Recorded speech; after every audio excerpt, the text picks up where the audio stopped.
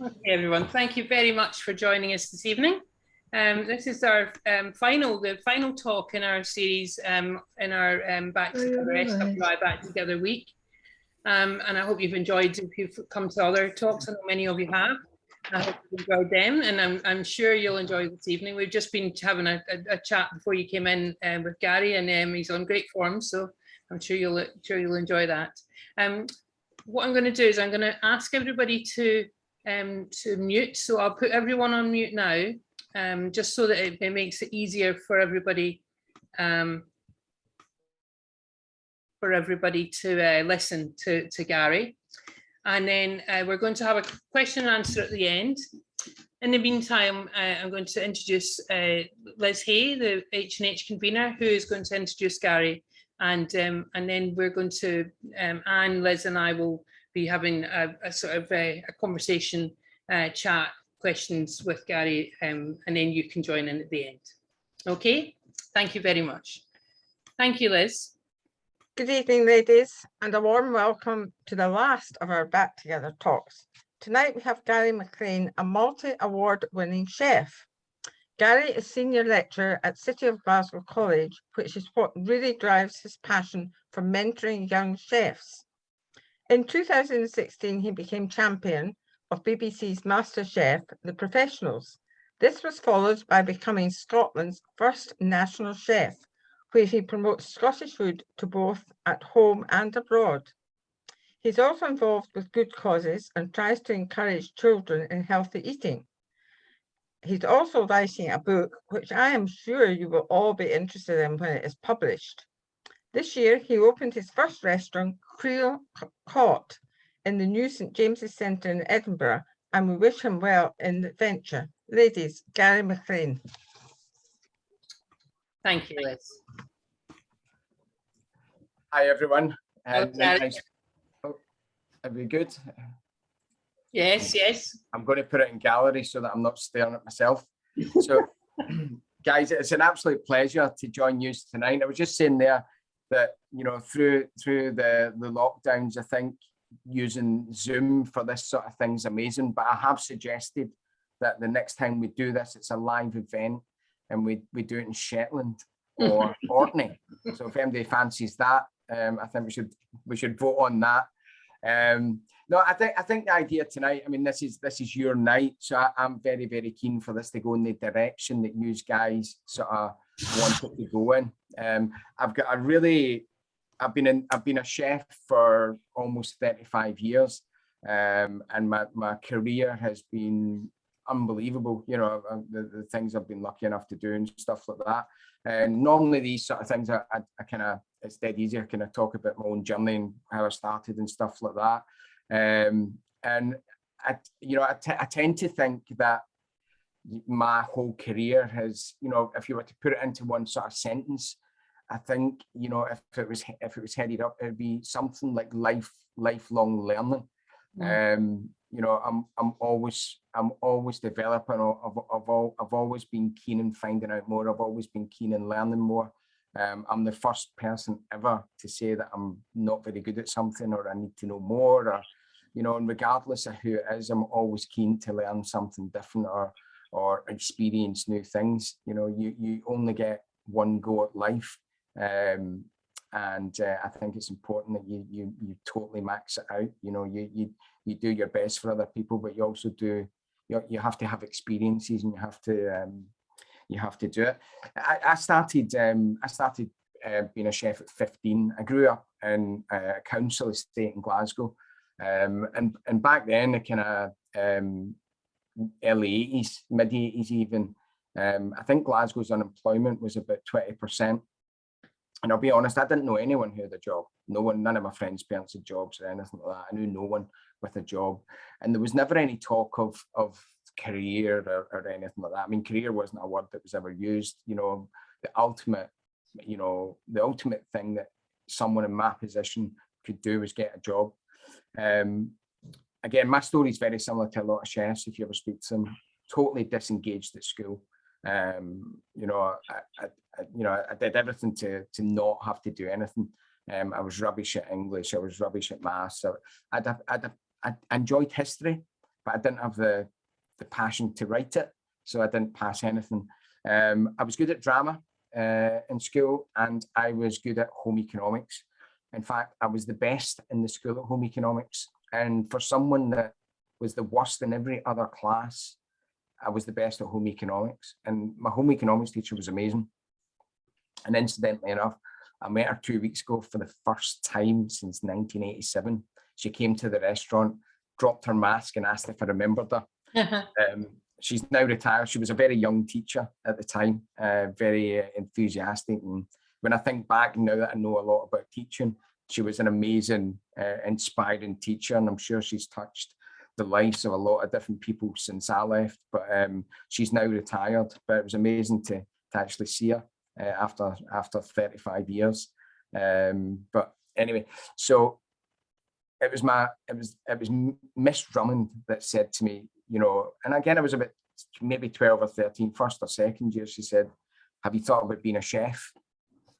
And back then, I didn't know you could be a chef, you know, because the world's completely changed. You know, chefs are all on TV. There's restaurants in every corner. But back then, there was no restaurants. So where I grew up, you didn't eat out. The only place you ate, if it wasn't your own house, was your granny's or one of your friends' house, but you never ever went to a restaurant. And maybe once or twice a year, you would get an Indian meal or a Chinese meal. So as a young guy in a council estate, you're not thinking that you're ever going to be working with food as a career. And at that time in Glasgow, there was maybe about 3 or 4 decent restaurants, but they were all hidden within the hotels.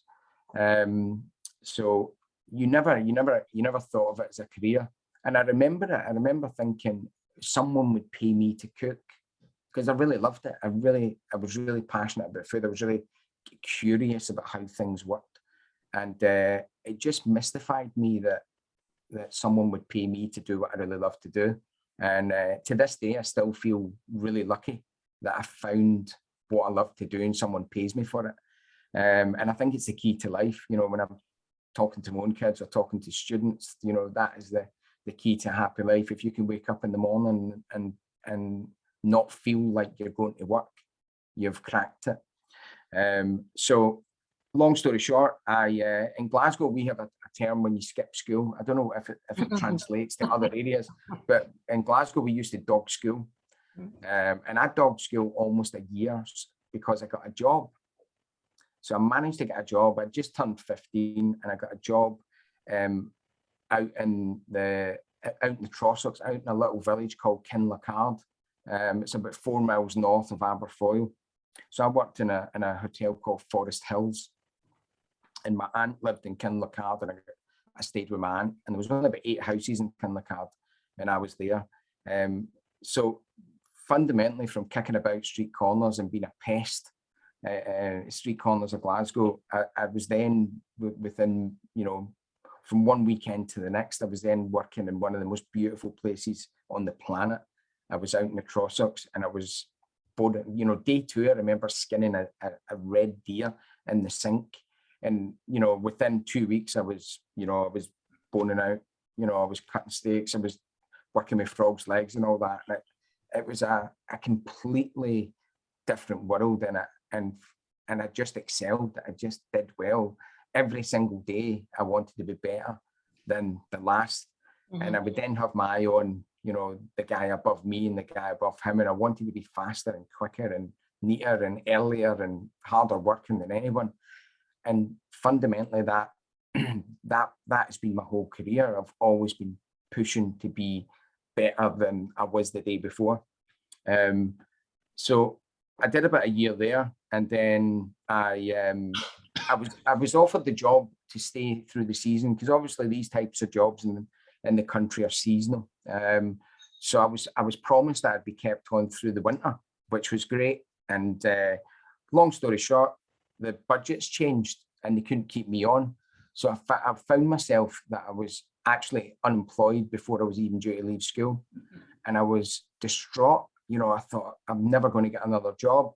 And to think back then, and that day when I found out that I wasn't getting kept on through the winter, you got jobs in the paper. So it was the Daily Record, and there was a job section in the Daily Record. There was a job in the Bank pub in Queen Street, Glasgow. And so I phoned up and I got an interview. And so I put on my Sunday best, and I was walking down Queen Street. I slipped in a taxi, just about went over us. So I was under a taxi. I was all skint and bruised and everything else. And I had to dust myself off and go for the interview. And I turned up to the interview, and there was a queue of 15 people outside waiting for the job. So we're all 15, 16, including me, we're all trying to get this job. And I thought I was covered in muck. I was off skin, no feeling my best. So I went in and had the interview, and I got the job. But I knew the job was rubbish. I knew I was better than the job I had.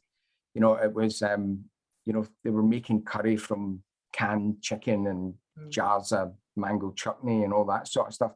So I knew within days that, you know, if I want to be the chef that I want to be, I need to work somewhere else. So eventually, so pretty much from day one, I was looking to get into somewhere better.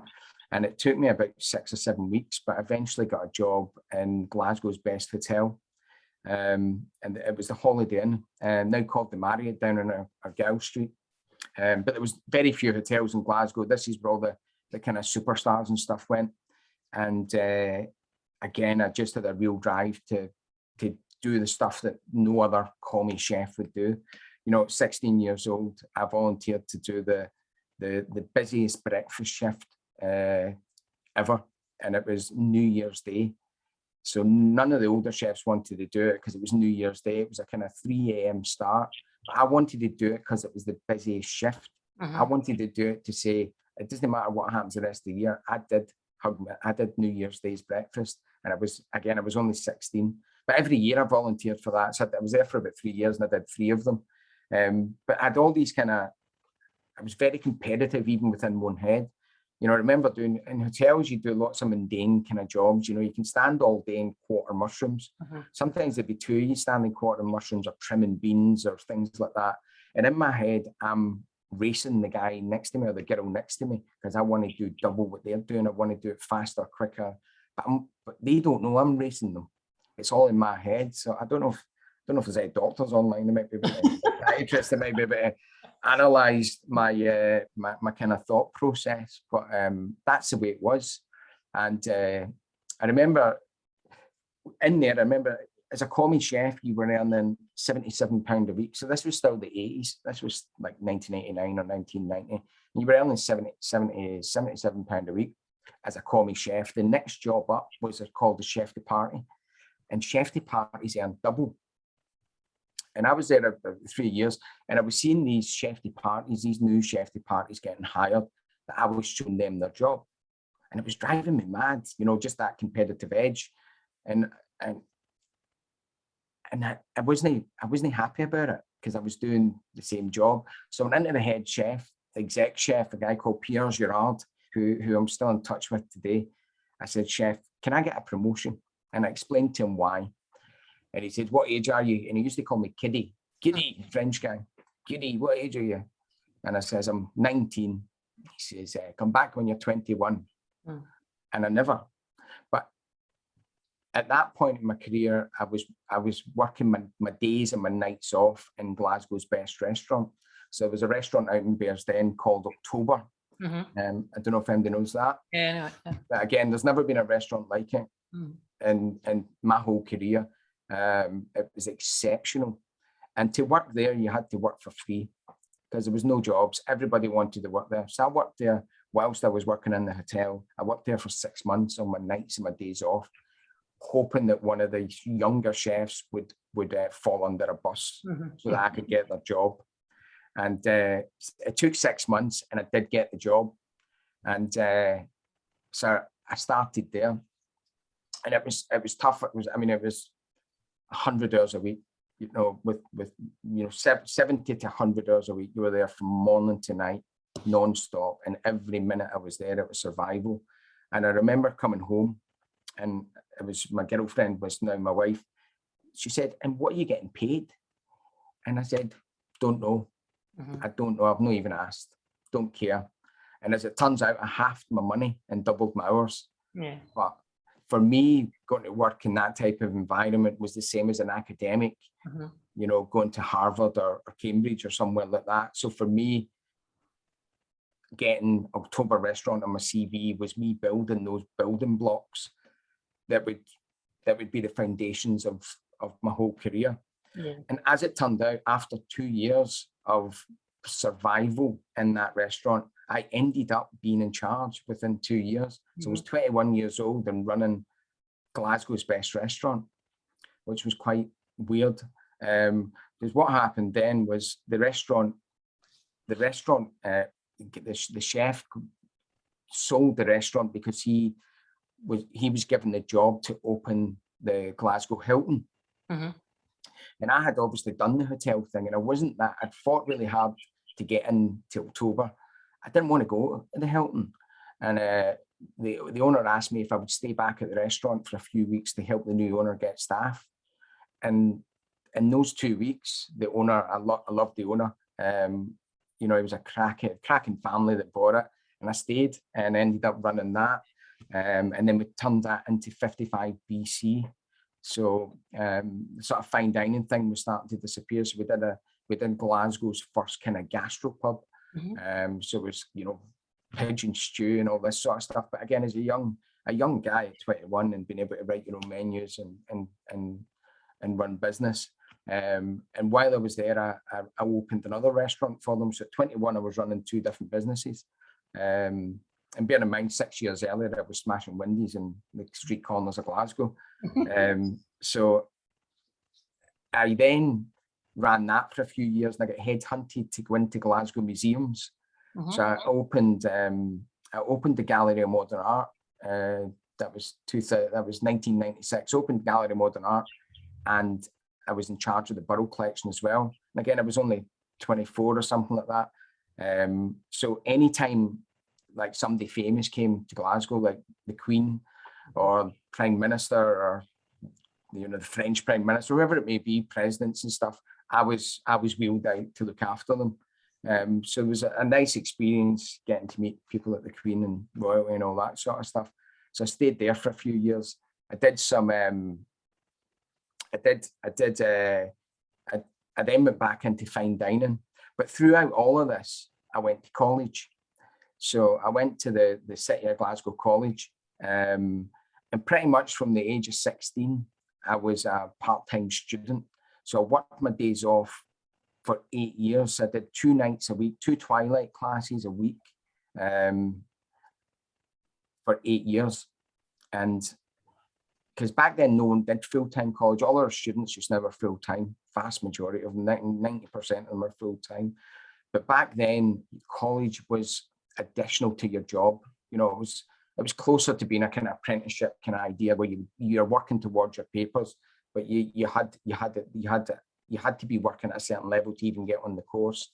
It's changed ever so slightly now, but and then I had a year out, and then I was invited. My old lecturer, a guy called Willie McCurrett, phoned me up one day and says, "Look, we're short-staffed on Wednesday. Do you fancy doing a class?" And it never occurred to me that I would ever be a teacher, I would ever be a lecturer or anything like that. And I said, "Yeah, no bother, I'll cover that class, no problem." One of the lecturers was going to a dentist or whatever else. And I remember going in, and it was actually the first time I'd ever went into college at 9 in the morning. So because I was always 2 till 9. And at 2 o'clock, everybody was in class. And at 9 o'clock, everybody was away, bar us. So I never met another student. And I walked in there at 8 o'clock that morning to thousands of students, and it was terrifying. And going into a class, I was physically shaking taking my first class. And anyway, long story short, I covered that Wednesday class for 13 years. So every single Wednesday, I worked that class or that slot for 13 years. Can I just say that man that you covered for must have had terrible teeth? I like to think that I did such a good job. That I know that. I don't even know who it was or what I was covering, but basically what I did for that 13 years, I had a morning class of the highest in the college, or the highest in that particular college was HND second years. So these are the head chefs that are going out and, you know, taking over the world. And then in the afternoon, I did the school kids. So I did work experience. So I did 13, 14, 15-year-old kids were coming in and learning food. So it was two very contrasting times. And being honest, it's tough because throughout all of this, I had some massive jobs. You know, and I wasn't getting my days off were spent at college. I wasn't getting nights off or anything like that. But for me, going into college was it was like a day off, because it was just so different from what I was doing, and I loved it. I mean, I fell in love with education, and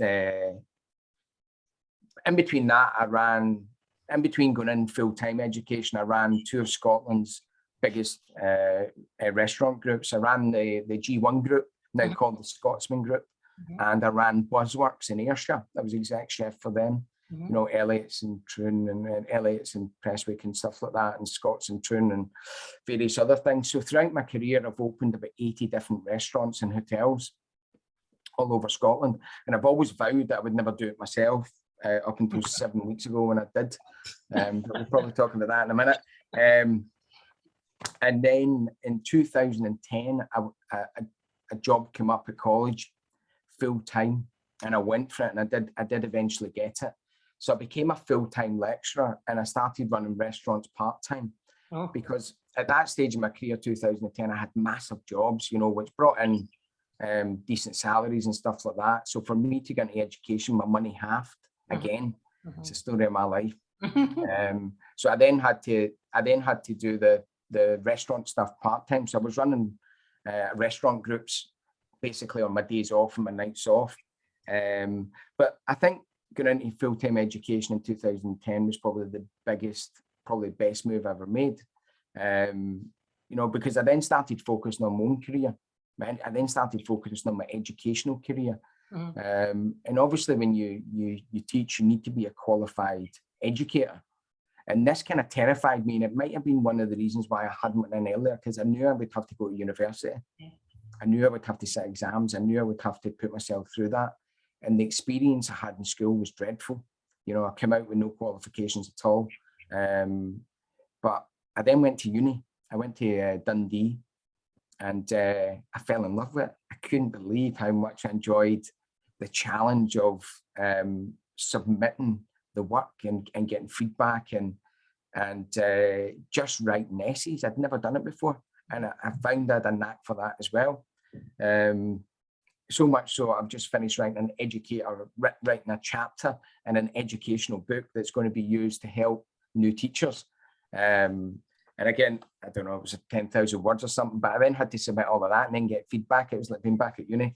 But I just got that signed off this week, funnily enough. So that'll be out, I think, next year. But I loved uni. I loved it. And again, one of the proudest moments of my life was going to graduation. And is it Guildhall in Dundee? Yeah, Guildhall.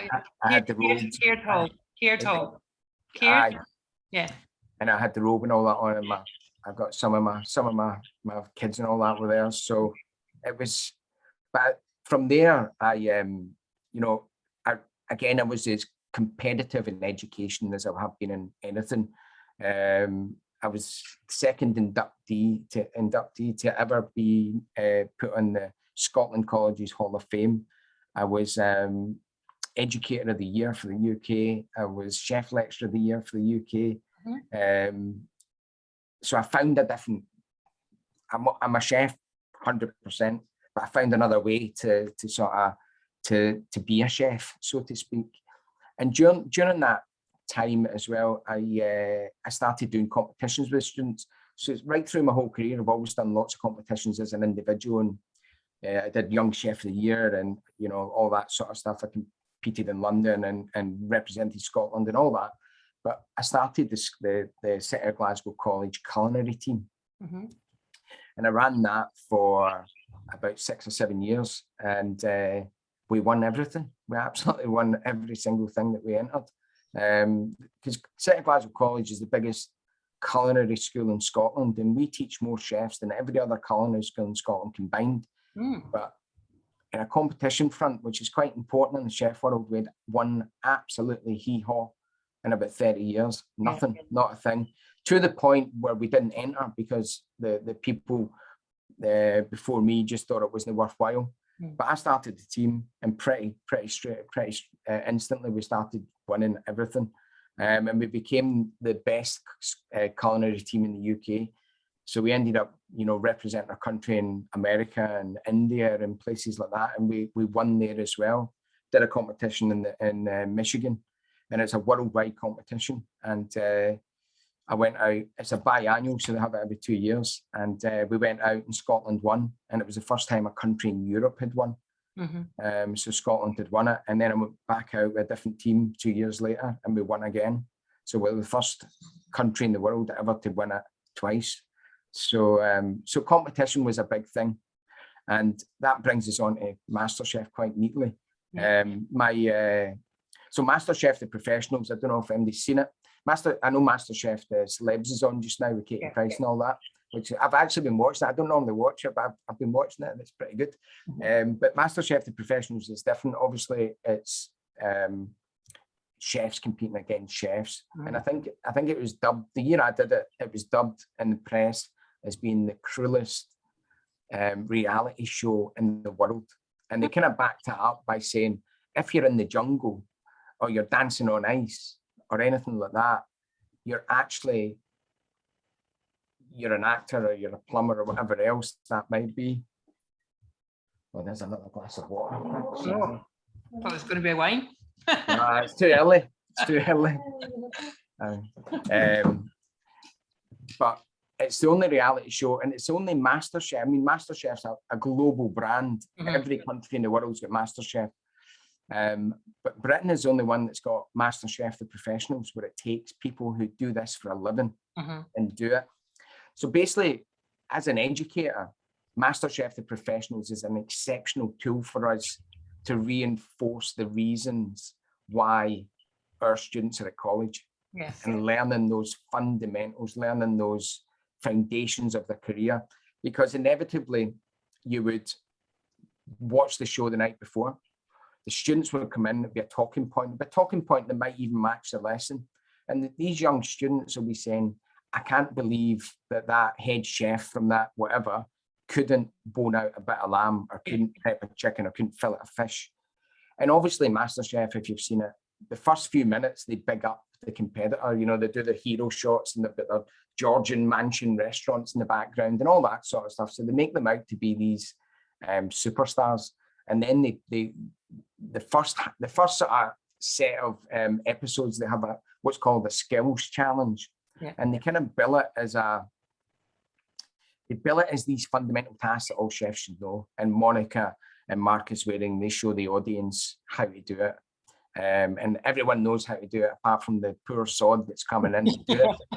So for us as educators, it's a great tool for us to say, that guy was terrified looking at that brown crab or that saddler lamb or whatever it may be, because he's not been at college, so we use that. So my students then started telling me, why don't you go in for it? Why don't you do it? You can coach us in how to win in the competition. Why don't you do it yourself? So I decided, and I spoke to my wife about it, and it's terrifying because for me, and I just won the Educator of the Year and all that, and I had such a good reputation as a chef and opening restaurants and all that. It was a big risk, but it was also a risk for the college. And I spoke to my boss and I says, look, I'm thinking about it. He says, well, whatever you do, I'll back you up. So I went for it, and I got all dressed up and I applied. It's a 10-page. I don't know if anybody's applied for MasterChef. If you haven't, you should. It's a great experience. Anybody thinking about it, apply. And if you get in, I'll coach you. As a promise. There's an I will give you the inside. But anyway, there's a lot of wonderful bakers and cooks on here, Gary. Listen, it's the first thing I think about when I think about WI. It's the food. I don't know if that's right or wrong, but I just think food. It's one of the keystones. So it's a 10-page application, and then there's about 6 telephone interviews. So I was lucky enough to get a live audition. So I had to go through to Edinburgh, and I got all dressed up and had a shirt and tie, and I was very professional and turned up. And I went in and I had the most amazing interview ever. And I came out and I phoned my wife. I says, I think I'm in. That couldn't have went any better.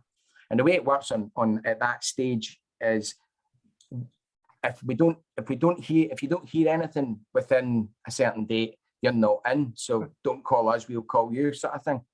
I was convinced I was in. It was a great interview, great rapport with the researchers and everything else. And I never got the call. Oh. Raging, absolutely livid. So I thought, I'm going to, my kind of determination. I said, I'm going to do this again. I'm going to apply. So I applied again. I got to the same stage as I did the last time. I thought they must like me if they take me through this stage again. So, and I thought to myself, I think I went in too lectury. I went in too much as an educator. Mm-hmm. I need to go in more as a chef.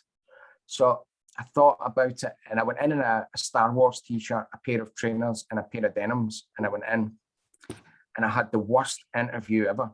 Mm-hmm. It was the worst ever, and it was different people, and I had no rapport at all. So I came out, and I phoned my wife. I says, Charlotte, I think I'm in. I says, that couldn't have went any worse. It couldn't have went any worse.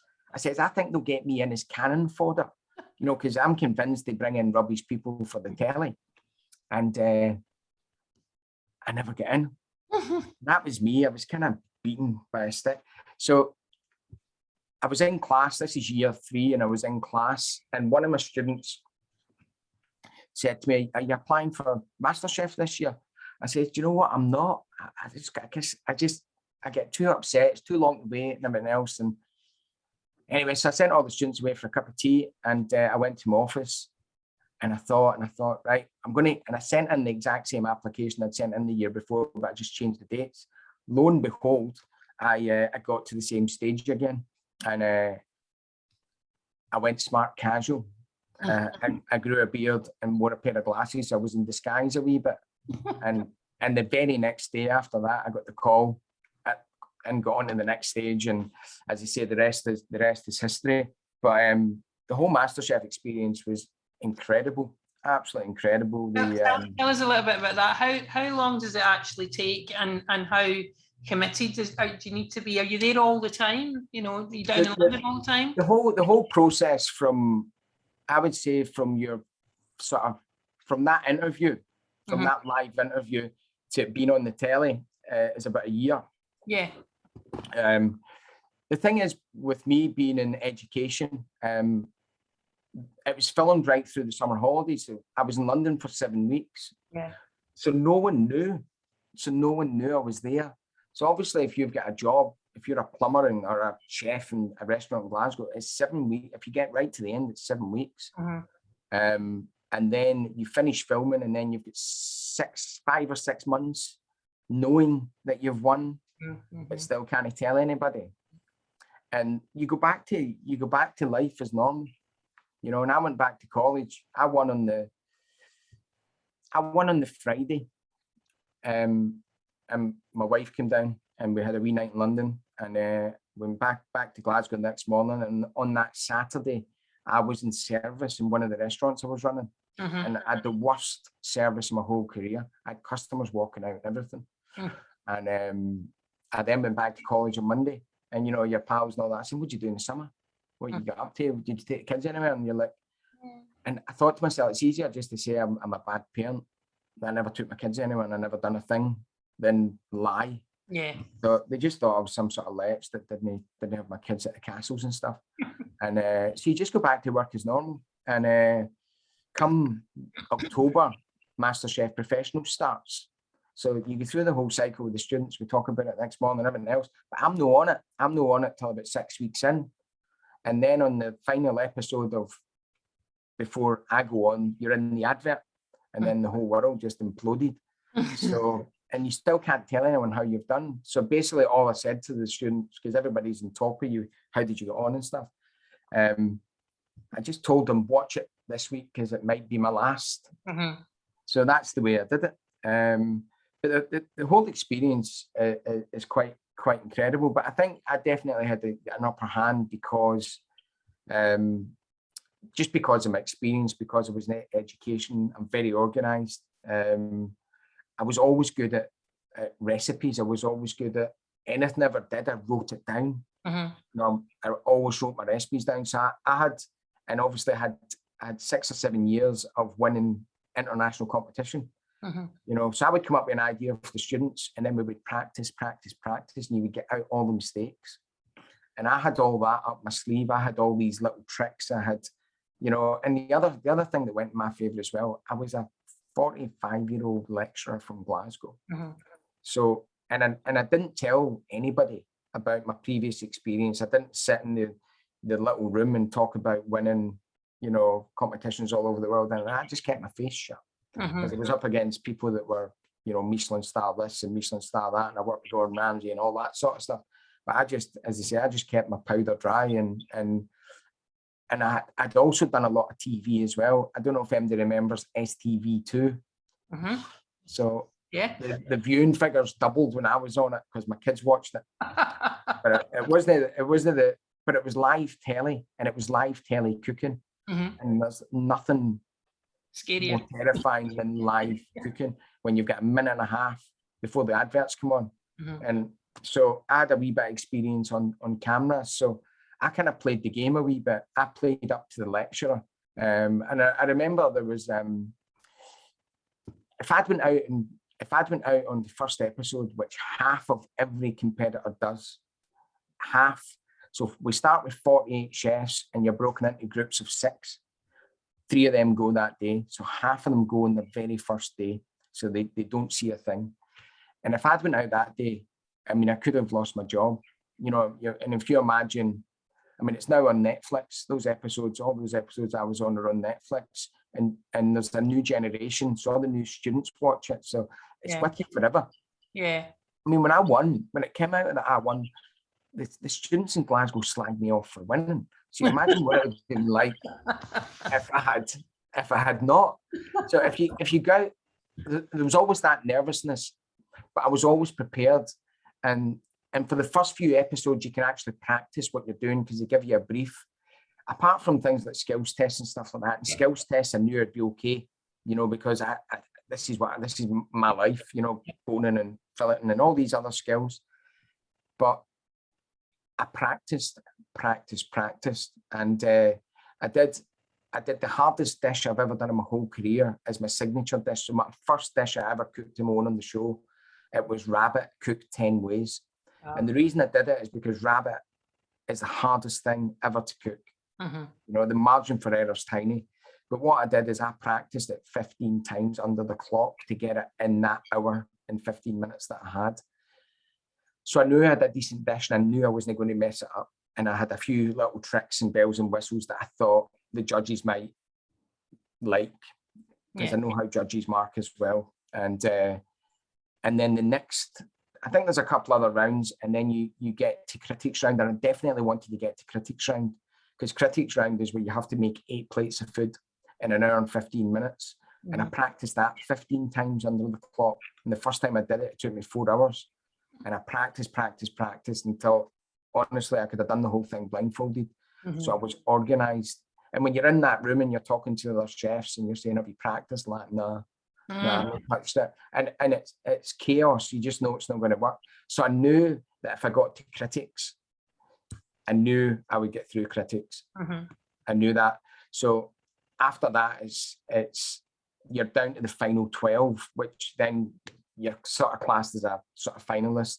And I kind of thought at that stage, if I get kicked out, I'm fine, because my retort to the students will be, I cooked against the winner of MasterChef.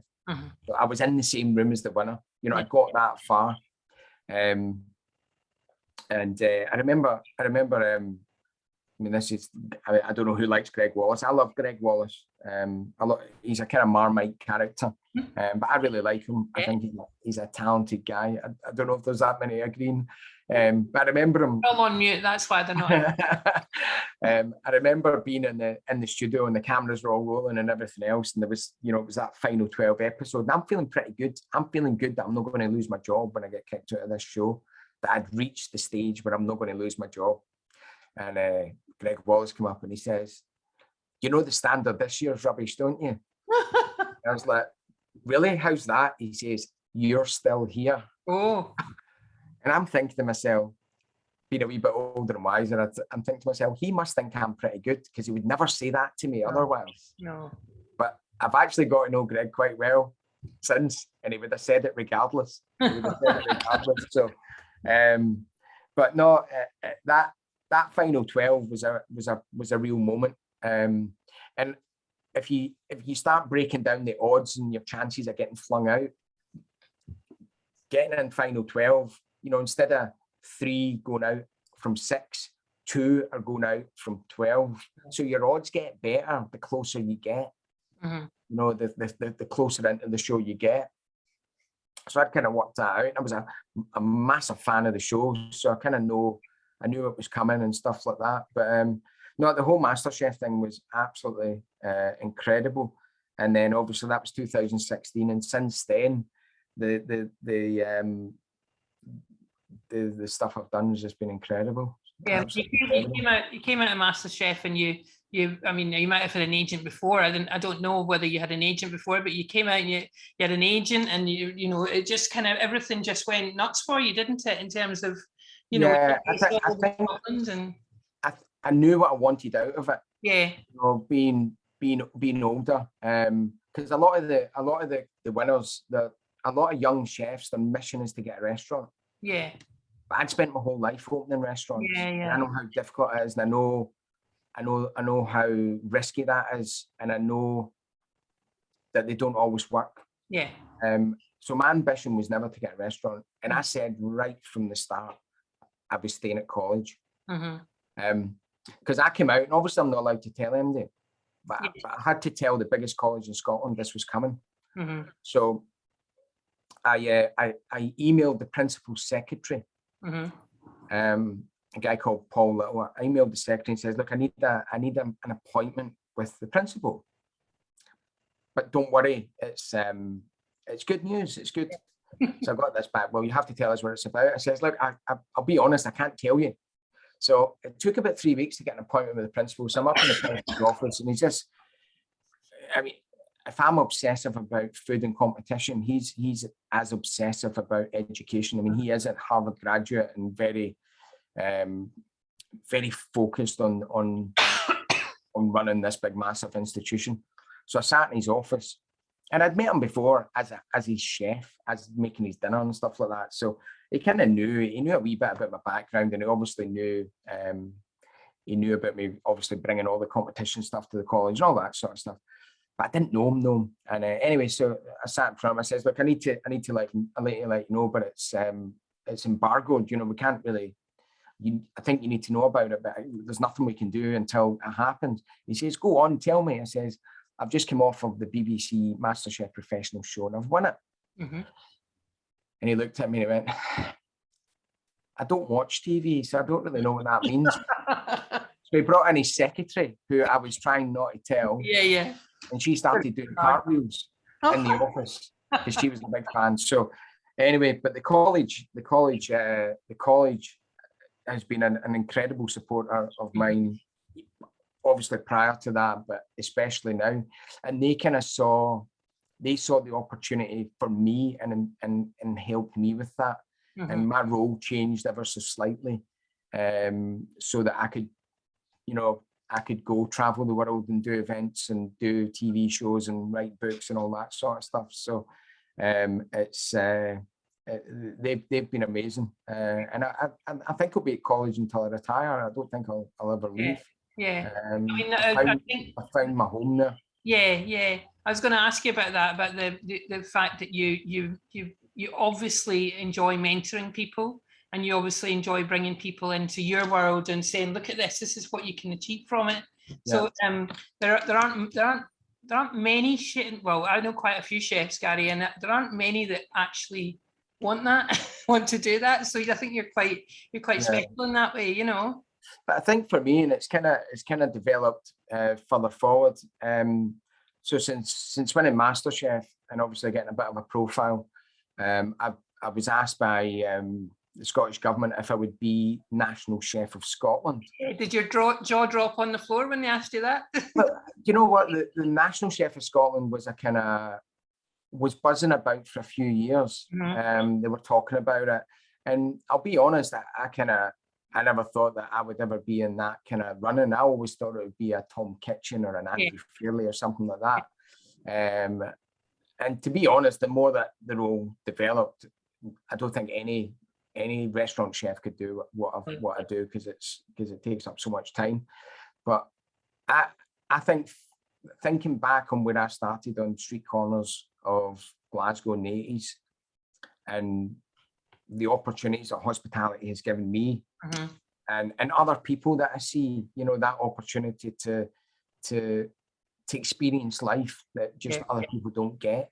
You know, I mean, I've sat in John Bon Jovi's company for an hour. I've been in Michael Jackson's penthouse, before he was Michael Jackson, so to speak. I've cooked all over the world. I mean, just those opportunities don't happen if you're a plumber or an accountant or a, you know, and much as I think my mission, especially now, is to try and because we're up against the parents, of the future chefs of the world, and what we have to do, and the hospitality industry has been terrible at it.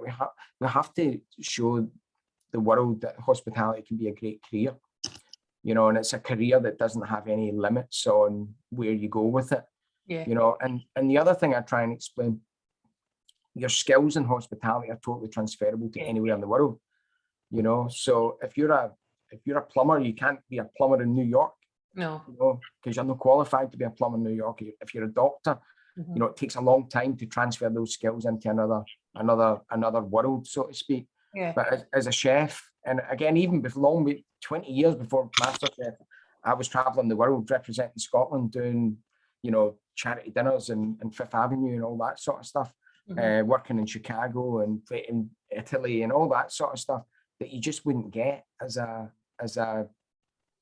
plumber, dare I say. You know, so there's great opportunities there. But I think what I've found as well, I've been doing the national chef role when they first came out, there was like a 4-page remit of things that they would like the national chef to do. And fundamentally, I looked at it and there was only 2 things I wanted to actually do that I think I could focus on. And one of them was food education for youngsters. And I mean, youngsters from the age of 4 up. And food insecurity. And picking those 2 subjects is taking me into places I never thought I would be. You know, I've been in, for want of a better word, I've been in prison with kids. You know, there's children's prisons that are pretty much like Berlin, but they're for kids from the age of 11 up. And working with these kids who've had a terrible start in life, and 90% of the time it's no fault of their own. You know, they're in these places because it's their last resort, you know, before they do something really bad to themselves. And engaging with a young person and showing them that food can fix it. You know, that, and you get that spark. And I mean, I remember doing a thing, it was I think it was Livingston, and it was a charity kitchen, the Larder Cook School, I think it was called. And it was you know, non-profit, fully the cafe and stuff like that. And basically what it did, it took all the kids in that were trouble. And so I went in and did this thing. And when I go in, it's obviously to raise awareness for their campaign and help them raise money and get some press and stuff like that.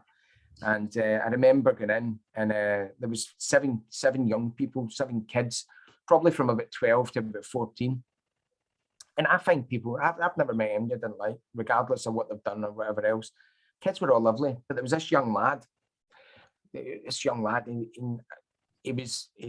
body language and everything was the opposite. You know, he was just trying to be. He didn't want to be there. He didn't want to talk to me or anything like that. But what I did notice is he had great skill. So much as he wasn't paying attention, or as he looked, he was doing everything he was supposed to do. He was clean, neat, and tidy. He was organised. So I went over and I always picked the kind of worst in the class to kind of engage with. And I went up and I says, "Right, wee fella, what's your story?" He says, "I've been expelled from 13 high schools." I said, "Are you going for 14? Don't care." And I says, "What do you want to be when you're big?" And he says, "A photographer." And I kind of thought, young guy like that, 13 schools, want to be a photographer. And as it happens, there was the Herald was there, and I think there was a couple other photographers, but I knew the Herald photographer. And I went over to her and I said, look, this wee guy here, the wee troublemaker, she says, I says, he wants to be a photographer. I said, do you mind taking him under your wing? And he shot that day. So she gave him a camera. And I've heard since that the wee boy's just turned the corner. So you just have to work with people. You just have to find that little bit of, and that's probably the first time it hasn't been food, but it was food that led us to that. He wants to be a photographer, and that I mean, she was lovely. I can't remember her name, but she took him under her wing, and that was him. And as I say, the sort of feedback, you know, the weeks and months after was amazing. How he just kind of found his, and he probably kept in contact with the photographer, you know. So you just never know. You just never know how you can affect people's lives by giving them a wee bit of your time. Yeah, absolutely. So, and fast forward to now then, Gary, you've got your brand new restaurant. Tell us about that. What did you call it? The poshest? It's the poshest burger van in the planet. So basically it's called Creole Cot. And I was always going to open something within that space. And I was kind of toying with that idea. St. James's in Edinburgh, isn't it? It's in the St. James's Quarter in Edinburgh. The big massive emoji that's lighting the landscape of Edinburgh. I'm sure if there's anybody from Edinburgh here, they'll probably agree. But it's in there. And I remember I was watching. There was a horrible documentary on Netflix that was slamming the fishing industry.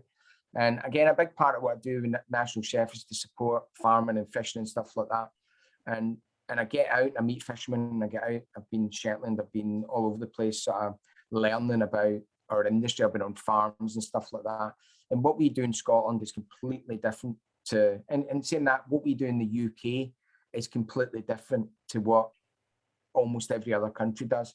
But what happens is when you get these sensationalized documentaries that are one-sided, funded by the vegan councils and all that sort of stuff. And what they do is they cherry pick around the world at the worst ever practices. And it tends to be in the States, to be honest, you know, the sort of mass farming there. But they portray us as we're all tarred with the same brush. But obviously in the UK, we have got some of the tightest food regulations in the world. You know, far tighter than anywhere else I've ever. You've got a lot of farmers on the call tonight, Gary. Oh, so they'll be agreeing, they'll be nodding. So as I say, the UK. Let's just talk about Scotland. Scotland's tiny.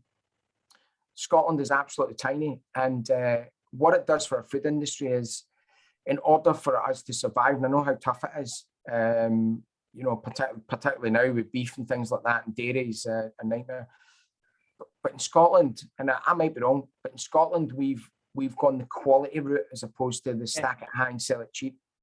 You know, so because we don't have the space and we don't have the resources and stuff like that. So what we do is we focus on making our stuff better than everyone else's, so that we can sell it as a premium product. And that's why you've got Michelin star restaurants in Japan and Australia selling Scotch beef.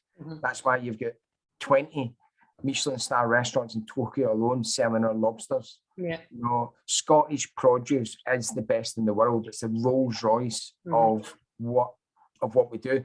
You know, and that's what I wanted to do in the restaurant. So I don't do anything that's not environmentally friendly. I don't do dredged food. I don't do, everything's Creole Cot in the name.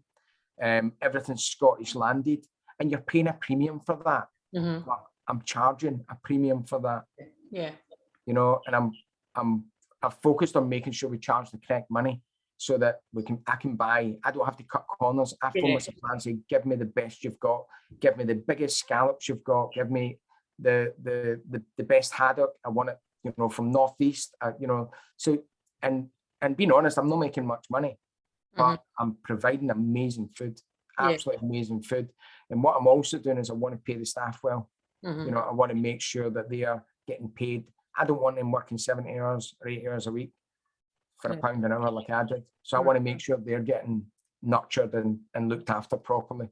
So I've been quite vocal about that, making sure that, we charge the right money. You know, the restaurant shouldn't be subsidizing the customer by not paying the staff. And that's fundamentally what's been happening for 30 years in the UK. Yeah. Unfortunately. So tell us what we might, if we went, tell us what we might be on the menu. So I've got 9 things, only 9 things on the menu. So I've got, my favorite thing on the menu is a grilled smoky. Yeah, lovely. You know, it's PGI or grilled smokies. I do that with a little seaweed butter, and I'm trying to recreate. Before all this COVID stuff, I used to do the Dundee Food and Flower show every year. I used to love it. It was always a great crowd. You know, I think they put seating for about 300. There was always great support and everything else. But the highlight for me was getting out to the smoky stand and getting a smoky for lunch. Yeah. So I wanted to try and recreate that. So we've got that. We've got langoustines. We've got lobster on the menu. We've got best fish and chips ever. What else is on the menu? I did this the other day and somebody dug me up. I've got hand dyed scallops with Stornoway black pudding. Nice. Is that with peas or just what's you know, I've not got peas. I don't know how to heat them up. It's quite a small kitchen. You just boil them, Gary? I know, but see when you're trying to get food out in 7 minutes. Oh, I know, I'm kidding. And it's trying to keep it consistent and stuff like that. Yeah. But you know what? I mean, it's in Edinburgh. I'm a Ouija, obviously. Yeah. There's always this debate about salt and sauce. And I thought, and I've Googled it and stuff like that, and I thought, I'm going to have to make this salt and sauce, whatever that is. But you know, no one's ever asked. No? No, I've not. I mean, I'm not there very often, but no one's ever asked for salt and sauce. No. So, but no, it's 9 things. There's no starters. I've got prawn cocktail on the menu. I love a prawn cocktail. Very good. So the ultimate prawn cocktail, and the rules with that is that there's a handful of prawns in the glass first. Yes. I can't stand it. See, you know, when you go out and you get a prawn cocktail, it's all like eat all the prawns and then you're left with this bowl of lettuce. Yeah. So it's layered up. So every single bite you should have some beautiful North Atlantic prawns. We're getting lobster in straight off the boat. So it's caught that morning, straight into the kitchen that day. I'm buying it from a young lady called Katie Lobster Company. So she's out in the boat during the day. So just trying to keep it really simple and hopefully create a kind of atmosphere that people want to go. And because there's 7 other kitchens there, I don't have to do alternatives, you know, so I don't have to do vegetarian or vegan or anything like that. So if you're in with a crowd of 6 people and you get someone with a fish allergy, there's plenty of other options where they can go around and pick something else. So it's just a fun way of dining. And our kind of concept, there's 20 of them in New York alone, that type of concept. And I was never ever going to do it. I've been involved with the company for about 4 years, and I was going to project manage finding other chefs that can take on these kitchens. And it was an English company, and they went bust. So that was the end of it. And then this McAlpine, the builders, that family, not directly the builders, but an offshoot of that family, they took it on, and they approached me about doing this Scottish market. And when I heard that kind of idea, I thought that ticks every box for me. You know, that promotion of Scottish food, celebrating Scottish food and drink. I says, I'm going to take one of the kitchens on. So that's what I did. But as I say, I'm not there very often. I set it up so that I wouldn't be there. Because it's Edinburgh. I mean, if I go through there a couple of times a week, but I don't want to get caught back up. And I've got 5 kids, and I've got 3 older ones. I've got, you know, my eldest son's 25 and doing a PhD. My other son's joining the Navy. My daughter's just graduated film school. Great. And then I've got a 9-year-old and a 7-year-old. So, and I obviously I've had a wee bit of my past, so you can wonder how I got family in the first place and how they're still here. I don't know. But I'm enjoying my weekends off with my kids. I'm enjoying having a social life the first time. I didn't have a weekend off for 32 years. No. Ever. Wow. And it never ever bothered me because I'd never had one. So I never knew what I was missing. So I never had pals or anything like that. You know, I didn't. And an extended family I've not really spoke to for 30 years. Because when you're off one day and one night per week, you've got to kind of focus on your kids and your wife, I think. But I didn't, extended family, because I could never go to weddings. If somebody got married, I couldn't go because I was always working. So people, you then just don't get invited. You've knocked back the last weddings, so you don't get invited. But it's interesting being a chef. My days are never the same. I mean, yesterday, for instance, last night I was doing a live demo from my kitchen for 60 butchers all up and down the country, and I'm doing things like shepherd's pie and beef olives, and doing that for a butcher is quite nerve-wracking. Yes. But that's that. But during lockdown, 2020, I was busy. I did a lot, obviously, from my kitchen, a lot of live cook-alongs and stuff. I did a live cook-along in conjunction with the Scottish Government USA and a Texan supermarket chain, a quality supermarket chain, a wee bit like Whole Foods. And basically we did a kind of Scottish cook-along, and the idea was that the supermarket would bundle up the food in one of my books, and the general public could buy it, and then they get the Zoom link, and then I do it from Glasgow, and they're in Texas. So we kind of thought we'd get a couple of dozen people signed up and doing it, and we get 2,500 people. Wow. 2,500 people. All on the Zoom. All on Zoom. Oh my God. 2,500 people. And I reckon if we'd invited Guinness Book of Records, I think it would have been the biggest cookery class in the world ever. 2,500 people all cooking Scottish salmon in Texas. Yes, great. In Texas. But that day was, and we were trying to promote Scottish food. It was for the Scottish Development International, who I do a lot of stuff with. And I normally, again, it's voluntary and it takes weeks of my life away, but you get a phone call that says, you fancy doing a Scottish dinner in Hollywood?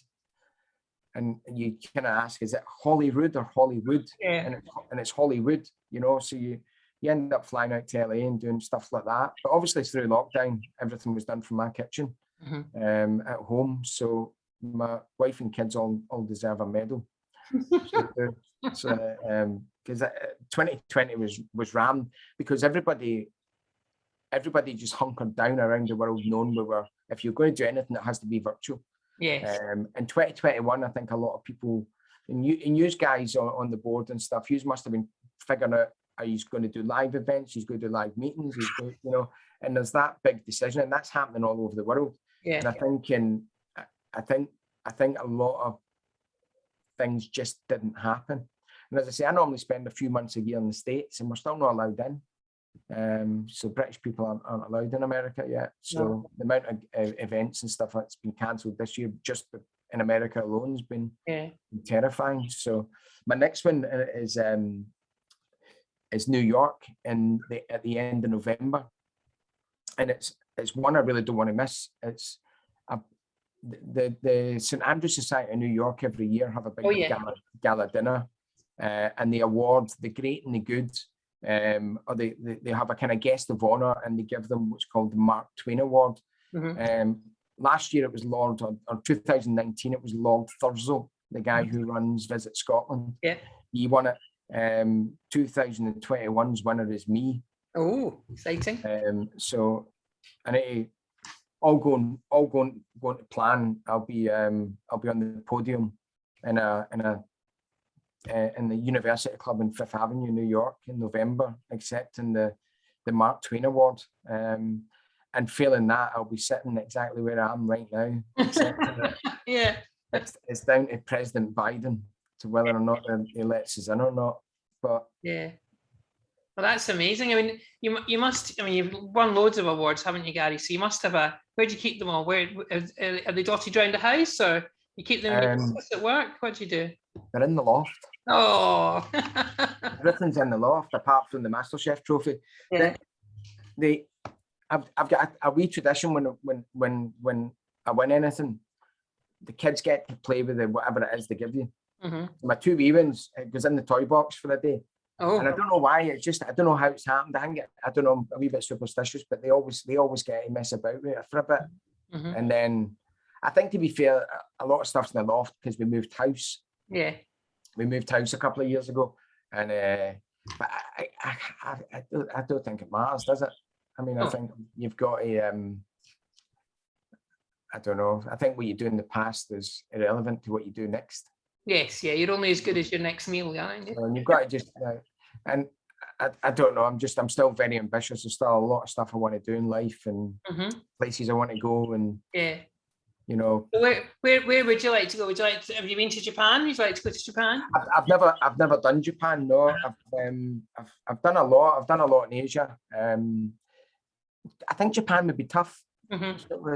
Unless, because what happens is when I travel, I actually live the life of the people that live there. I very rarely go anywhere as a tourist. I'm always there working, and I'm in kitchens working, you know, in the States. You know, I mean, I did a gig in Miami, 2019, and I was in a kitchen with 100 Cubans. Great. And then 2 weeks later, I was in Cuba doing a dinner. And there was more people speaking English in Cuba than there was in Miami. Yeah. But I think I've never ever forgotten the wee guy that used to hang about street corners, and then you're in Buckingham Palace cooking. Yeah. And I'll never ever. I'll always appreciate every little experience that I get. Yeah. That makes sense. I'd quite like to know what. Have you got a guilty pleasure food that's like from your childhood? Have you got a guilty pleasure that you just think, yeah, I'm just going to have one of them? I don't know. I think a lot of chefs, you know, if they're working with nice food, you know, because when you're in a kitchen, even if you're in a kitchen for 15 hours a day, you don't eat. Yeah, exactly. You know, because you're constantly tasting food. Yeah. Which kills your appetite. Yeah. And the smell of food kills your appetite as well. And you're there all day. So it's not until you really get in the car, if you've got to drive home or you put the key in the door, that you actually think, wow, I'm hungry. And something for me, you know, at 11 o'clock at night, it's beans and toast. Yeah. You know, it's that just beans and toast is for me. But again, at home, I'll be cooking the same stuff you guys are cooking, because just because I'm a chef, it doesn't mean my family are all foodies and we're eating scallops and stuff like that. Yeah. I mean, what did they have tonight? Chicken and rice soup, the two women's have had. I had haggis and chicken Wellington, split a haggis chicken Wellington at lunchtime with my eldest son. So I'm not particularly hungry at the minute, but I think we're going to have something like shepherd's pie or beef olives from last night. Yeah. But I quite like, I don't know if anybody's going to book, but that's what I cook at home. There's a lot of curries and stuff like that there, and you know, it's not all scallops and venison. No. Do you get people not wanting to invite you home because you're a chef? And Albert used to never invited anywhere. My wife's a chef, and for years and years and years, no one invited us, with the exception of Sharon's mum. So Sharon's mum she was the only person that ever fed us, and she's a school dinner woman, and she was fantastic. So every Sunday was her house. I've always taken Sundays off, no matter what I've done in my whole career. I've always liked a Sunday off. And I used to, for years and years, we went to Sharon's mum's. It's changed. I've moved into where I'm living now. We've moved into a brand new house in the estate where everybody kind of moved in at the same time. Yeah. And we've all made a kind of real effort to get to know each other and socialise and cook. And, you know, my next door neighbour on one side's Greek, who are fantastic cooks. My next door neighbours on the other side are Chinese. My neighbours across the road, they get a chef in, so they bring a chef every time. So we do a lot. That's because of you. We do a lot of socialising. But normally, I'll be honest, if I have people over, I very rarely cook, because I don't think it's about that.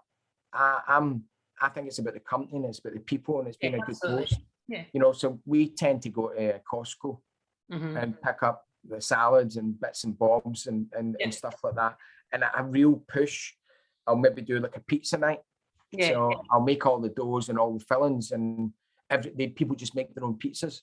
Yeah. So I'll roll the dough and they can build their own pizza and I'll cook it for them. So it's interactive. Yeah. But, you know, and no one comes to my house expecting to get what I would serve in a fine dining restaurant. It's just, it's not what it's about. No. I'll occasionally make a curry, but I always make sure that it's interactive. Always make sure that people can help themselves. Yeah. You know, and I just line it all up and I've got a cracking big kind of kitchen and stuff. And people just help themselves. Great. You know, and it takes a lot of the pressure off. My advice, if anybody's in my book, that's in the advice column at the end. Yes. Let people fend for themselves. So yeah, great. But I'm actually in the middle of writing my next book. Another book, yeah, great. You guys might come in handy for it. Basically, what I'm doing is it's called, and usually the first to hear, it's called Gary Maclean's Scottish Kitchen. Mm-hmm. And what I'm doing is I'm taking our traditional foods, our traditional historical foods. And when I say historical, I'm talking from 1990 back the way. Yes. So I'm talking about the food I grew up with. I'm talking about the food that Rabbi Burns would have eaten. Mm-hmm. But what I'm doing is I'm taking those recipes and I'm writing them for a modern kitchen. Mm-hmm. So I'm taking out ingredients you don't get. I'm taking out methods and terminology because I did a lot of research on it, and I've bought almost every Scottish cookbook there is, mm-hmm. and they're all basically a cut and paste from the previous book. Yeah. Just to change the cover. And the way they're written. So I quite like to write a recipe the way I deliver a class. Mm-hmm. So there's loads of description. There's loads of, you know, and even in a recipe, I'll have a story about messing it up and how to watch for it and all that sort of stuff. So it's very, very descriptive. So I'm doing it in the exact same style. So I'm probably about a third of the way through. So I've written about 80 recipes so far, but my biggest fear is missing something. Well, I'm sure the ladies on the Zoom would be. Is missing a regional dish. But again, I'm in a kind of lucky position where people send me stuff. Yeah. I sent this a few years ago,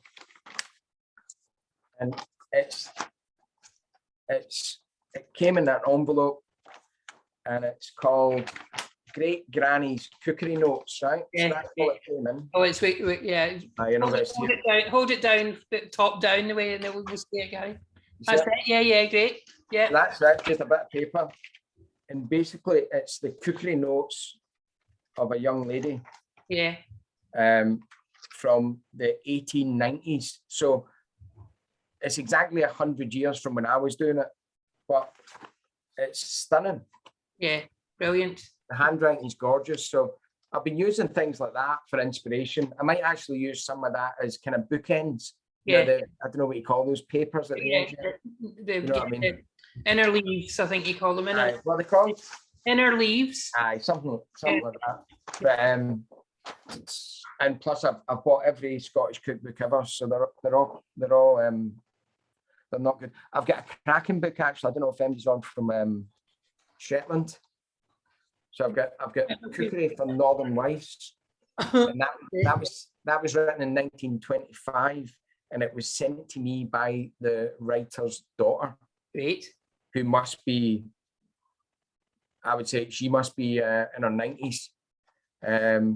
But so there's it's coming from lots of different ways. But I'm also adding my little twist and little story about the ingredients and what makes Scottish beef better than anyone else, and you know, all these sorts of things. So would you like people to send things to you, or if anybody's got anything they think I might miss, particularly this kind of regional stuff.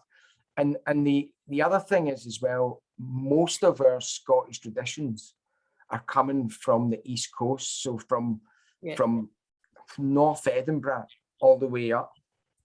So they are, you know, where you can identify a lot of our regional food. Yeah. And there's a lot of recipes that I know I need to write, but I'm terrified to write them because they mean something different to everybody. Yeah. You know, so things like stovies. Stovies. We had a discussion about stovies the other day. Oh. Every one of us is going to have a different story. Yeah. You know, so and that might be the story. Yeah. There might not be a recipe. Yeah.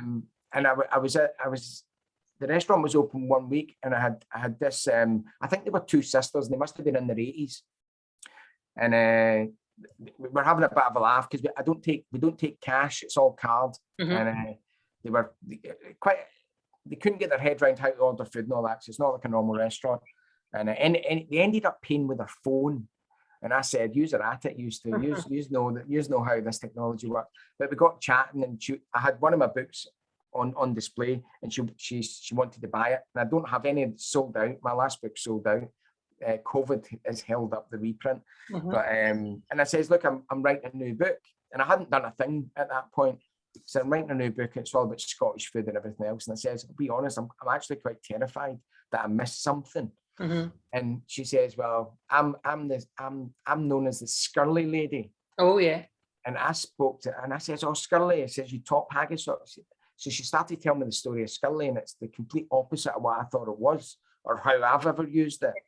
So we exchanged email addresses. So she's going to write me a wee bit. I'm going to have a wee bit about the Scurly lady, or the Scurly Girly, she's called. Girly, yeah.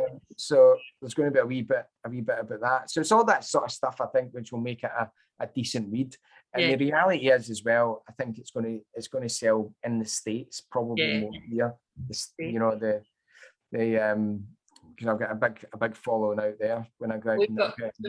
On the call tonight, we've got lots of SWI demonstrators and judges as well for cookery and baking and everything. So there'll be a lot of ladies that know some really great recipes that have been handed down.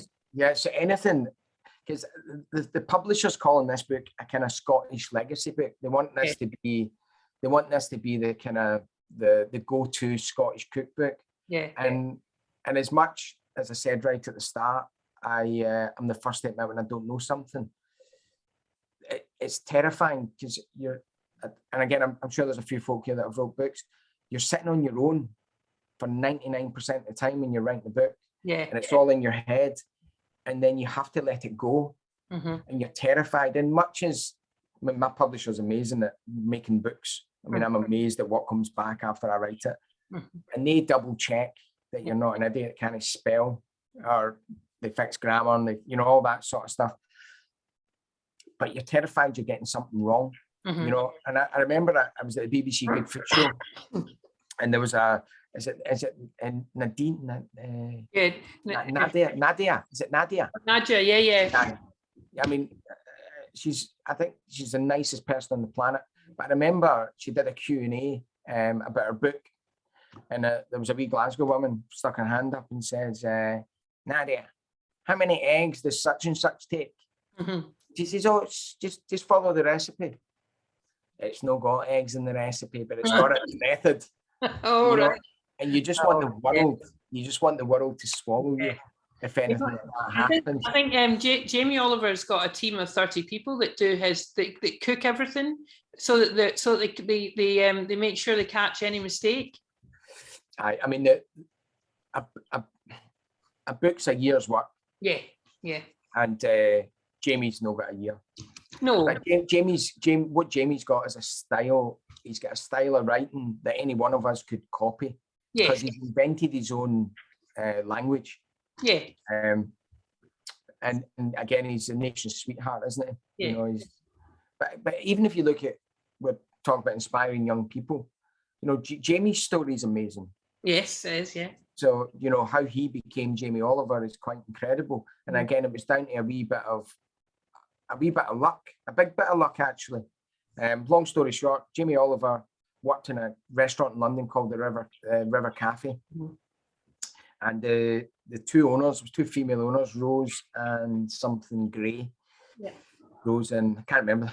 It's terrible, I can't remember her name. But the TV were in filming. Channel 4 was in filming, or BBC 2 was in filming them. But they are very strict on how much time they can give a film crew because they're famous. They were getting a lot of coverage and stuff. So they needed an infill, and they noticed this young lad at the back messed about with pasta. So they said, "Do you mind if we grab that lad for half an hour?" So he did his wee thing in front of the camera as he does, and that wee bit was aired, and the very next day he had a contract, and that was him. Yeah. So incredible. Yeah. So I think what we'll do, Gary, if you don't mind, I might open it up to questions.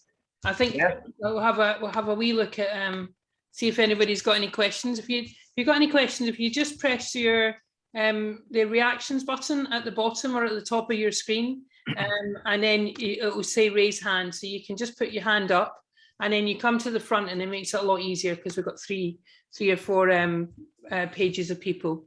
So has anybody got any questions outside? I'll answer that in a minute. Yeah, the YouTube will be next week. They'll be on YouTube. Okay, all of the sessions that we've done this week, apart from Sheena's today. Is anybody? Oh, and you've got a question, Anne Kerr. Yeah, hi Gary. I was wondering, what's the biggest event that you've catered for? Largest number. Largest number. When I moved to Glasgow Museums, I went from a 30 cover restaurant. I went to run Glasgow Museums, and I was in Glasgow Museums for about 2 weeks. And there was an event to launch the Armadillo in Glasgow, and Natalie Cole was singing there and stuff like that. And it was 2,500 people. Wow! Wow! And they wanted everyone to get Scottish salmon and Scottish beef. So it was 5,000 main courses. And the largest function that I'd actually been in charge of prior to that was 30. Wow. What a difference. It was terrifying. Wow. But again, I did love doing large events when I worked for Glasgow Museums. And again, Kelvin Grove Art Gallery, for any Glaswegian that has, any Glaswegian will have a smile on their face when we talk about Kelvin Grove. Mm-hmm. And the thing is, for me, it's that smell, and it's still got it to this day, and it just takes me back to being this wee boy. Mm-hmm. And I remember going in there and doing functions for 500 people. And again, I was only 25 or 24 or something at the time, and you're running this big, massive event. And getting behind the scenes, this is where my history passion comes in. Getting behind the scenes of the museums and stuff like that was amazing. And it's actually transferred onto my eldest son, because he was a wee boy at the time, and get into all the museums and castles and everything else. So he's going to be a doctor of history soon. Great. So, but no, that was my biggest 2,500. I've not done that size since, but I have done things like the Commonwealth Games. So I was one of the head chefs at the Athletes Village when the Commonwealth Games were here, and that was 20,000 people a day. But I wasn't in charge of that. I was just grafting, and I did the Open for about 5 or 6 years. Mm-hmm. So I ran the Open. There was a 2,000 seat tent. I used to run that with my students, but that was over the course of a full day. But you've got to try your hand at anything. The hardest thing I ever did, I did a wedding in 2019 on Mull. I was in the grounds of a castle in the middle of nowhere with no water or anything. Mm-hmm. I had to build the kitchen, and that was the toughest. And I'd hired a couple of chefs from Liverpool that I'd worked with doing the British Open, or doing the Open. I keep getting out of trouble calling it the British Open. It's the Open. Mm-hmm. And they were terrible. I mean, they were hiding Tennent's lager under fridges and all sorts.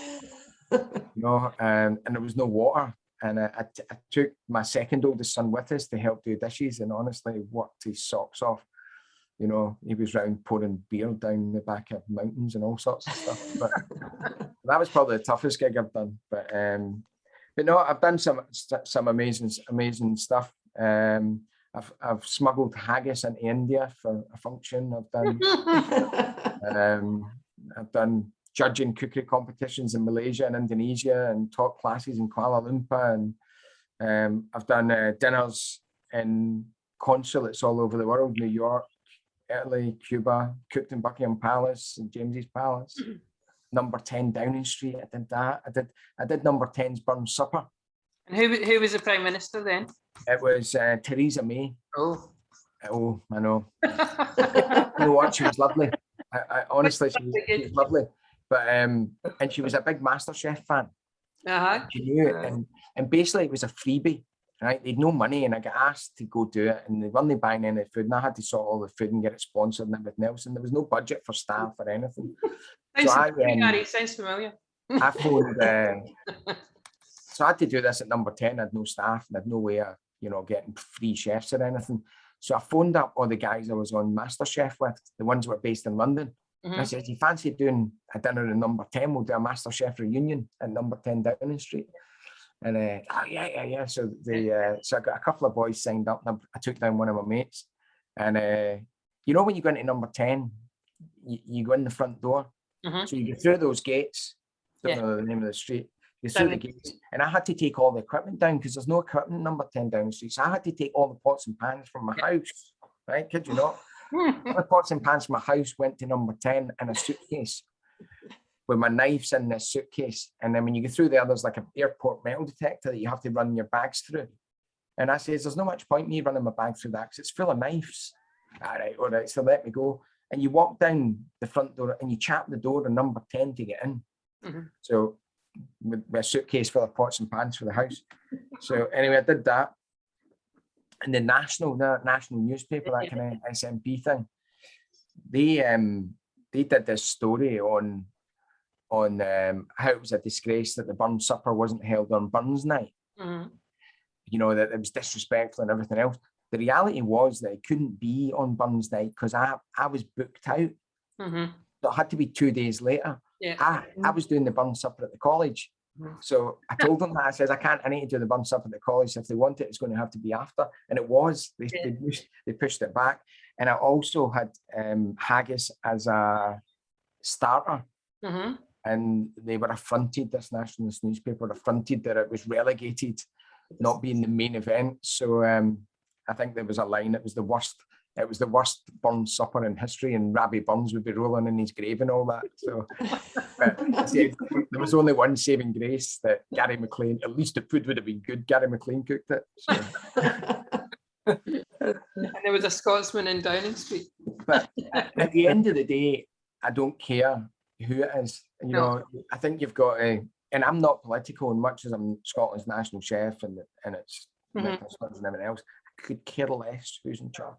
No, it's about the office. And for me, it's about food. So it wouldn't bother me who was in number 10 or whether I was cooking for the Pope or Donald Trump. I don't care. It doesn't matter. Even Donald Trump. Even Donald Trump. It's the respect for the food. Yeah, that is what it's about. The rest of it doesn't really matter. I'm not political. I don't care. No, I'm a very, very passionate Scotsman, but I'm more passionate about food than food and education. I'm about a flag, to be honest. Yeah. Hope you continue to promote British or Scottish produce. Yeah. Well, I've just been reinstated as Scotland's national chef on Friday, so I've got another. Oh, congrats. Good. It's up until the next Parliament, so you just don't know when that is. So good. Thank you, Anne. I've got a question from Katie now. Hi, Katie. Just get you to unmute, Katie. Hi there. My name's actually Charmaine. Oh, sorry. Hi. Sorry, I'm using my friend's. My friend's laptop. Yeah. There's a wee picture of Gary at number 10, by the way. Oh, there he is. Do you know what I did? Have you seen Love Actually? Where what's his face? What's that guy's name? Hugh Grant. Hugh Grant. Now he does the dance down the stairs the first night in. Yep. That's in a studio. I did the actual dance down those stairs for you. So my question to you is basically, I've just started a wee ramen business from home, and I was just wondering, see, I'm using Scottish produce, and my ramen is one of the best sellers is haggis ramen. Amazing. Yeah. So it's a wee. I'll show you a wee picture right here. Oh yeah, lovely. Fantastic. So that's actually from WW Wales in Kilmarnock, and they make their own haggis there. I know Walesies. Do you? Aye. Probably the best haggis that I've ever tasted, to be honest. But I put my surname's Chancho, so I put a wee twist on it called the Chancho twist. But everybody absolutely loves it, and I'm just wondering, have you got any advice that you can give me, because I don't want to open a restaurant, but a takeaway would be nice, or just to improve the business a bit. I've got a good few followers on Instagram, but I don't really know what. Yeah. I mean, there's the world of food's changing, and to take on a restaurant with waiters and tables and all that sort of stuff. There's a lot of dark kitchens, they're called, where you can have the profile of a high street restaurant, but you could be working from anywhere. So you could be working from an industrial estate, you could be working from someone else's kitchen or whatever, and Deliveroo and all that, just do your deliveries. But from a financial point of view, they take 30%. So you have to bear that in mind. But don't be frightened to charge the correct money if your product's good. So no one, I mean, you guys, you go out for dinner, right? And you go out for dinner and you have your night, and you have your wine and whatever else you're having. And the reality is, you don't know if your bill's going to be £150 or £100 or £200. You don't know. It's all about having that nice experience and good food and delivering what you've told them you would deliver. And the price is way down the line. So keep the quality. And where are you based? Are you based in Ayrshire? No, it's Hamilton. Hamilton? Yep. It's Hamilton that I'm in. I'm your wee foodie fan. I've met you a couple of times, and I've also got your book that you signed for me. Good on you. But there's a wee picture of us there. Ah. Where was that? That was at the BBC Good Food Show. Oh, aye. That was the year after, but I've met you a few times. Great. That is I had a wee bit too much wine. You had too much wine. I didn't have too much wine. Oh, great. You have a lot of fans, Gary. I bet you've got a lot of fans. For your foodie fans. No, that's one of the things when you get stopped in the street. Yeah.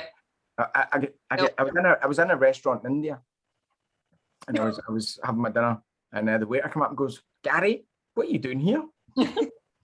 And I thought it was somebody that I'd known from the UK, but it wasn't. It was just MasterChef shown in India. Crazy. But I've been stopped all over the world, stopped in New York and everything, LA, all sorts of places. It's crazy. Great. No, I've working as a chef for 30 years and nobody bothered their backside, and then all of a sudden you're on the telly for 2 minutes and people recognise you. Mad. Well, more people will recognise you after today. So, Katie, thank you very much. Thank you, Charmaine. Oh, Charmaine, sorry. Thank you. Thanks, Gary. Thank you. So I'm going to, I'm conscious of the time, Gary, so I'm going to do the wee poll now, and then I'll ask Amanda to give us a vote of thanks at the end. Okay, so if everybody could fill this poll in, it's anonymous, so you can say what you like. Okay, hopefully it's working. Yous are good on Zoom. I've never seen that before. Haven't you? No, it's great. No, it's brilliant. Yeah. Is everybody filling it in so far? Because it doesn't seem to be there. Can I relaunch it again? I had a problem earlier that it didn't work. Can I relaunch it, guys? And just fill it in again, because I usually see it all. All right. It went this time, Pauline. It went through. Okay, that's fine. That's fine. That's good. I can see it happening now. That's good. Or maybe just slow at filling it in. Yeah, no, that's fine too. That's fine too. And You're coming back on again, because I was only halfway through. oh, is it gone off? Yeah. Yeah. Relaunch, right? There we go. Sorry, folks. Find Amanda.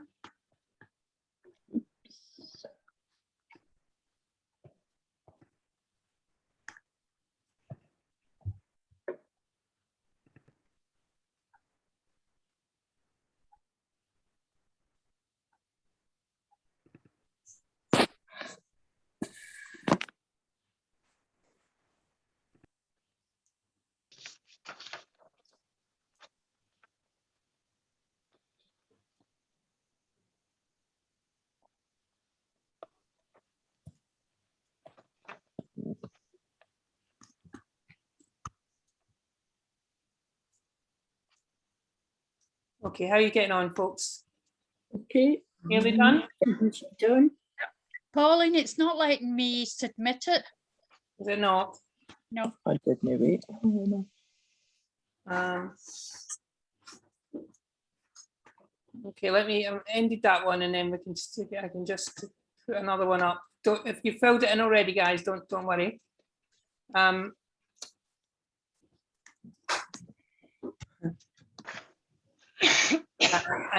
I'm going to now go to Amanda, and let Amanda give us a vote of thanks. Thank you very much, Amanda. Okay, thank you, Pauline. Well, everyone, I hope you'll all agree with me when I say that this has been a very, very enjoyable evening. I'd like to thank Gary for taking the time to speak to us today about his early life, how he became a chef and then moved into teaching. It must be so rewarding to wake up every day and do something that you feel so passionate about. And I'm sure that all your students benefit a lot from your level of enthusiasm. Can I thank the members and visitors for attending this evening's sessions with Gary, and also the conveners and the SWI staff for all their hard work in organising today's session as part of the Back Together week. And before I hand over back to Pauline, could you all please show your thanks in the usual manner?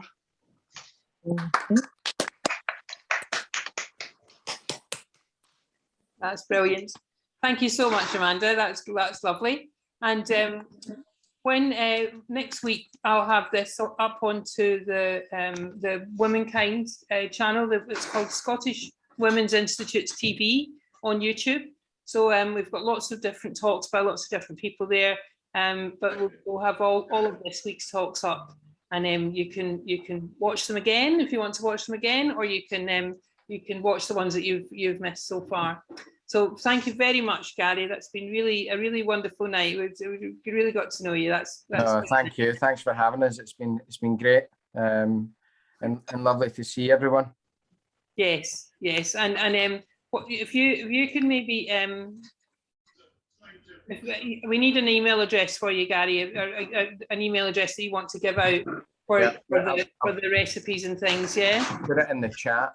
Great. That's in fact, it's only letting me send it to me. That's fine. Yeah, you send it to me, and then I can send it to everybody on the chat. I just set it up like that because people can email me then. There we go.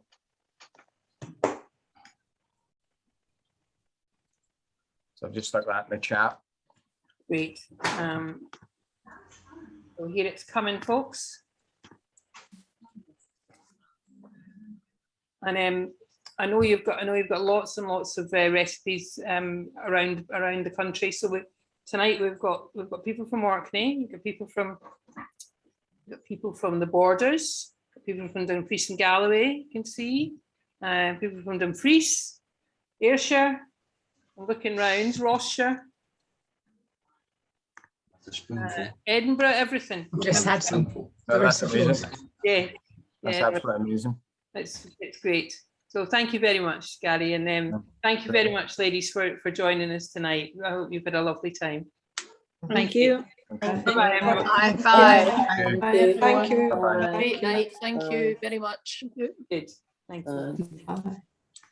Gary.